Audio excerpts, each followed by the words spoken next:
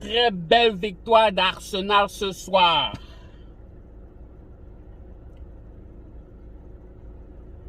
On va commencer par parler par Lacazette.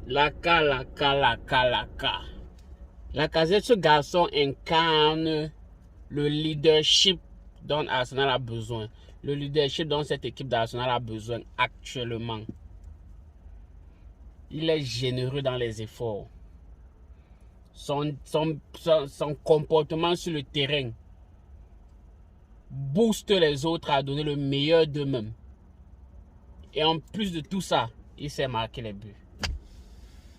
En plus de tout ça, il sait faire les passes en profondeur. Et il sait marquer les buts. Et il sait créer les penalties.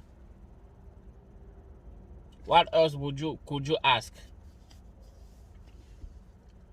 Aujourd'hui, Lacazette a joué 9, demi-9, 10. Aujourd'hui, Lacazette aime rentrer dans son propre camp, défendre. C'est de ça qu'on a besoin. On veut un leader pareil. Très bon match de Lacazette aujourd'hui. Pour moi, c'est l'homme du match. Pour moi, Lacazette, c'est l'homme du match d'aujourd'hui.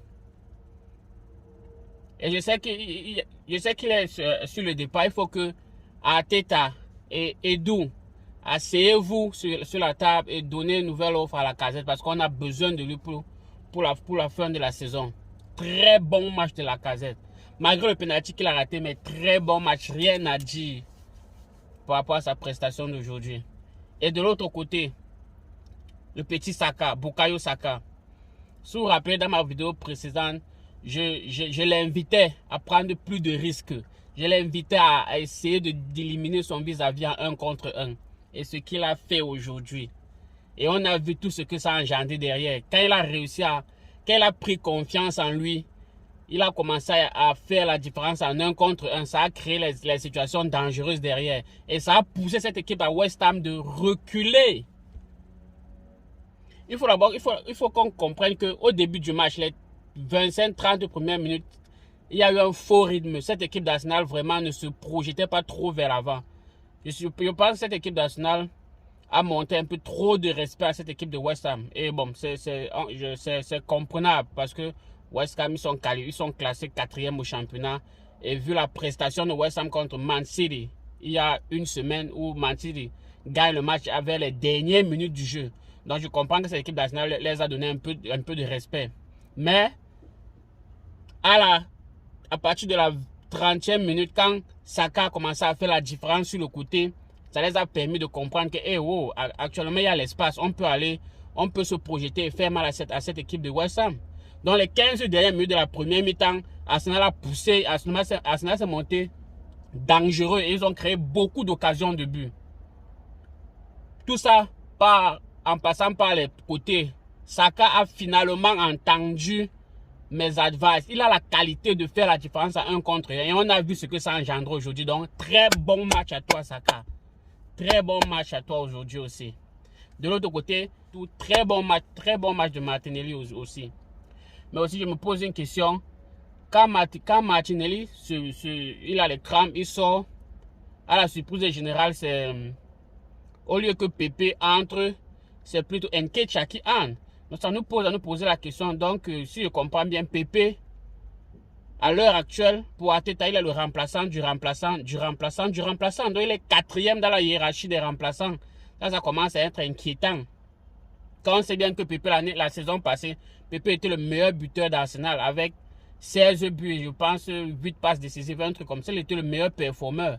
Je ne sais pas trop ce qui se passe en coulisses, mais pour moi, ça ne make pas sens. Tu fais jouer Nketiah qui a refusé carrément de prolonger avec Arsenal. On a donné l'offre sur la table.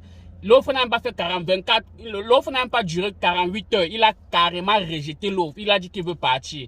Et je ne comprends pas pourquoi tu continues à le faire jouer. Tu laisses Pepe sur le banc. Pepe que vous avez payé à 50 millions d'euros. Pepe qui était ton meilleur performeur la saison passée. Tu le laisses sur le banc pour faire jouer quelqu'un qui a carrément refusé de renouveler.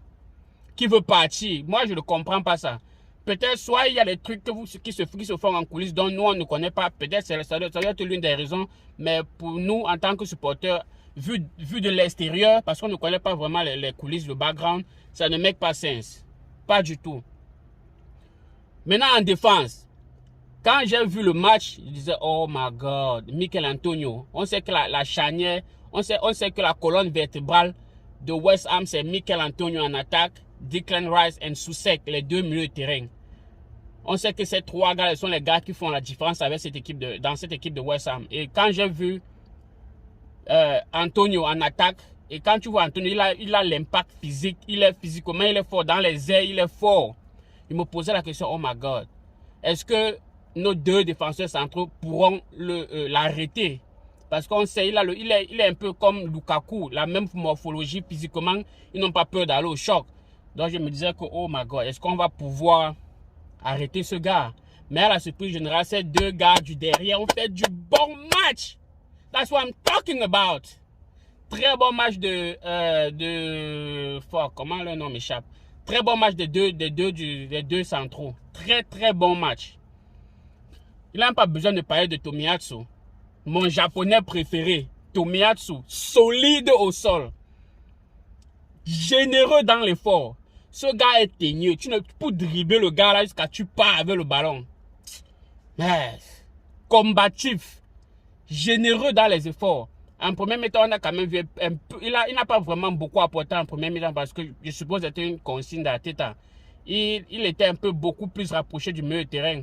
Et Saka était beaucoup plus ouvert sur le côté. Donc, Tomiyasu n'a pas beaucoup apporté en première mi-temps. Mais défensivement, c'était comme d'habitude trop fort, rien à dire. Défensivement, comme d'habitude, rien à dire Tomiyasu. De l'autre côté, Tierney, défensivement, rien à dire. Offensivement, il a été plus offensif que Tomiyasu. De ton côté aussi, défensivement, rien à dire. Cette équipe d'Arsenal a très bien joué aujourd'hui. C'est ce que nous voulions, voir une équipe d'Arsenal qui sort et joue au ballon. Contrairement, dans mon dernier débrief de la semaine passée où je critiquais cette équipe qui jouait une équipe de bas de tableau, d'entrée de jeu, de les laisser jouer et de rester derrière et de procéder en contre-attaque. Tu es quand même Arsenal, tu es le grand Arsenal. Quand tu joues à l'Émirates, tu dois produire du ballon, essayer de jouer. C'est ce que nous on veut. Très bon match aujourd'hui. Au début, on les a montré un peu de respect, mais avec le temps, la confiance est venue. On a pris le match en charge. Partey, c'est en train de monter en puissance. Je vois aujourd'hui, tu as fait aussi un très bon match. Tu n'as pas perdu beaucoup de ballons. Ça, c'est aussi bon. Il faut noter que Partey n'a pas perdu beaucoup de ballons aujourd'hui. Très bon Partey aujourd'hui. Saka, je ne comprends pas pourquoi il est critiqué. Je ne comprends pas. Quand je vois Saka qui a joué l'Euro avec la Suisse et qui était l'un des acteurs majeurs dans la victoire de la Suisse contre la France. Et quand je vois que Saka vient le nom là me fatigue. Saka vient à Arsenal, il est critiqué, je ne comprends pas. Lui et Partey, ces deux gars dans le milieu, ils font un travail et ils manquent. Saka aujourd'hui, comme le match passé, très bon match. Rien à dire. Il a aussi perdu très peu de ballons. Très bon milieu de terrain. Dans l'ensemble, très bonne victoire d'Arsenal. Et ça nous met à la 4e place. C'est ce qu'on voulait. Ça nous met à la 4e place. Nous sommes les places qualificatives en Champions League. C'est ce que nous on voulait. Très bon match d'Arsenal. Enfin, Arsenal me donne au moins le sourire. Quand je vois tous les émotions par lesquelles je passe avec Barcelone, au moins Arsenal me donne le sourire. Merci les Arsenal. Je suis fier d'être Gunners. Très bon match d'Arsenal. On a pris la 4e place. Je pense qu'on a un match, 4e place avec un match en avance sur Manchester. Si tu as aimé la vidéo, like, partage et abonne-toi. See you guys next time.